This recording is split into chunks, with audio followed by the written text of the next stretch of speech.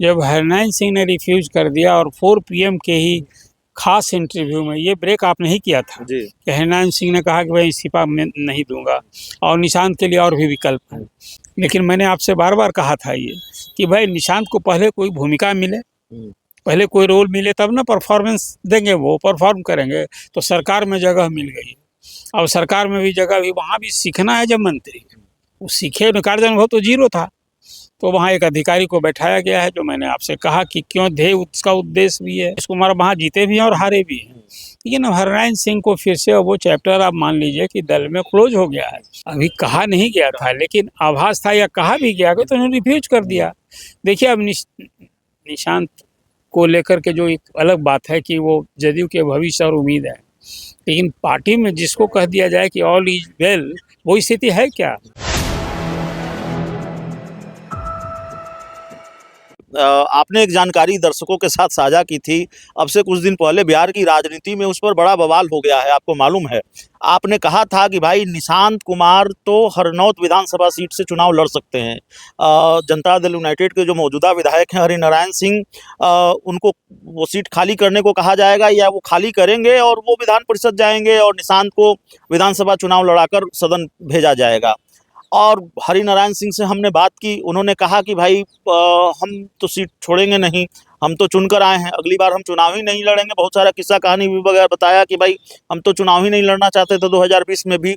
सवाल ये है कि हरनौत से नाता जरूर रहा है नीतीश कुमार का, वैसे तो नालंदा से ही नाता है, गृह जिला है उनका, लेकिन बख्तियारपुर से भी रिश्ता है। बख्तियारपुर की सीट की भी गुंजाइश है निशांत कुमार के लिए। हालांकि मेरी जो जानकारी है वो सहयोगी दल के पास है, चिराग पासवान की पार्टी के पास है। तो क्या वहाँ कोई गुंजाइश तलाशी जा सकती है? ये सारी संभावना ख्यास मीडिया में ये सब चर्चा होते रहेगी। जब हरनारायण सिंह ने रिफ्यूज कर दिया और 4 PM के ही खास इंटरव्यू में ये ब्रेक आपने ही किया था जी। कि हरनारायण सिंह ने कहा कि भाई इस्तीफा मैं नहीं दूंगा और निशांत के लिए और भी विकल्प हैं। देखिए निशांत अब मंत्री बन चुके हैं, वैसे ही जैसे दीपक प्रकाश मंत्री, ये दोनों किसी हाउस के मेंबर नहीं और संवैधानिक अनिवार्यता है 6 महीने में उनको कोई हाउस का मेंबर बनना है। तब वो चुनाव लड़ने क्यों जाएंगे? मंत्री पद तो मिल गया। तो अभी तो परिषद का चुनाव अगले ही महीने हो रहा है, 9 सीट के लिए चुनाव होगा और नीतीश जी के इस्तीफे से भी जो सीट खाली हुई है उसके लिए भी उपचुनाव होना है।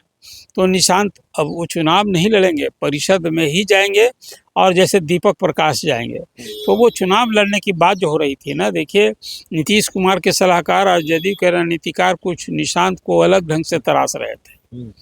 लेकिन मैंने आपसे बार बार कहा था ये कि भाई निशांत को पहले कोई भूमिका मिले, पहले कोई रोल मिले, तब ना परफॉर्मेंस देंगे, वो परफॉर्म करेंगे।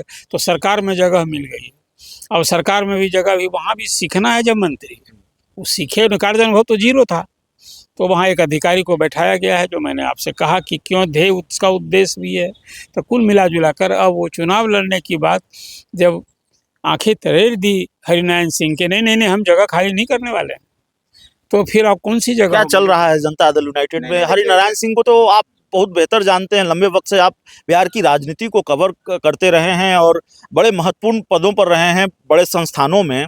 हरिनारायण सिंह 85 साल की उम्र है, जनता दल यूनाइटेड के विधायक हैं, अगली बार उनको चुनाव भी नहीं लड़ना है। देखिए वो 10 बार लगातार विधायक चुने जाते रहे और नीतीश कुमार के सुजातीय हैं, उनके गृह जिला से पहले विधानसभा चुनाव नहीं उसी कंस्टिट्यूंसी से नीतीश कुमार वहाँ जीते भी हैं और हारे भी हैं। लेकिन हरनारायण सिंह को फिर से वो चैप्टर आप मान लीजिए कि दल में क्लोज हो गया है।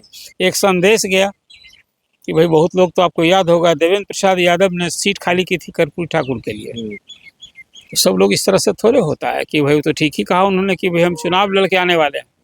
इनको इस परिषद को जहाँ आप बात कर रहे हैं इसको बैकडोर कह दिया उन्होंने कि बैकडोर से हम नहीं चुनकर आएंगे, हम तो है ही।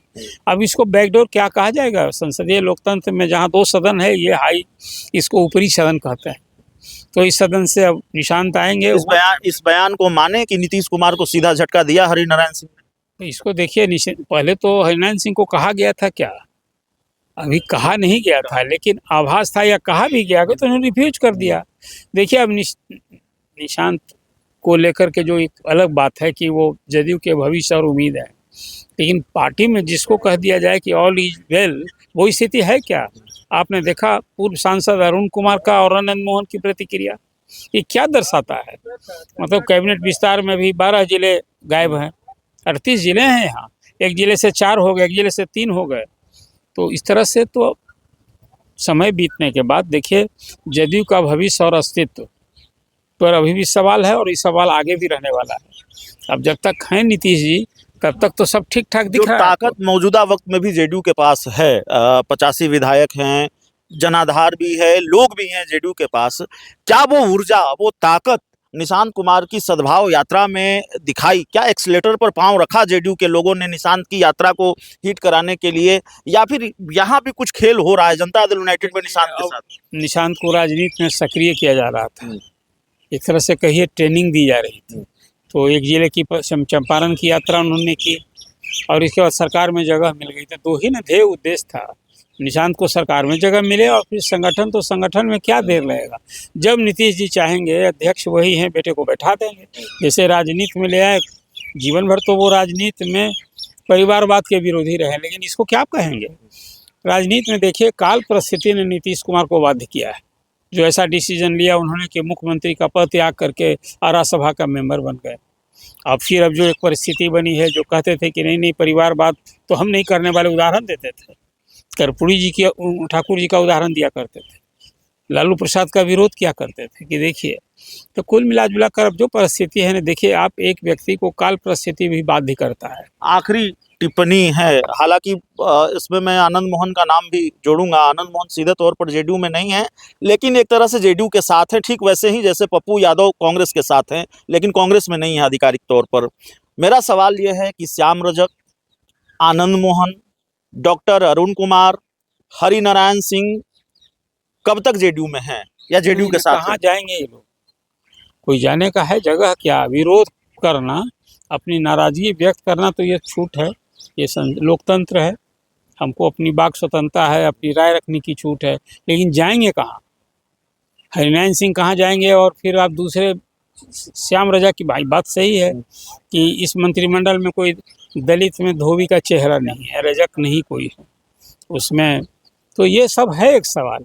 नाराजगी खुलकर जाहिर नहीं की है श्याम रजक ने, लेकिन अंदर खाने की खबर है कि नाराज तो हैं, बड़े नाराज हैं। और ये मंत्री पद नहीं मिला तो नाराजगी, अभी सभी लोग जो तो 35 ही मुख्यमंत्री सहित मंत्री बने हैं, तो यहाँ 202 का हाउस है, तो बाकी लोग तो किसको नहीं इच्छा होती है कि विधायक बन गए तो मंत्री बने।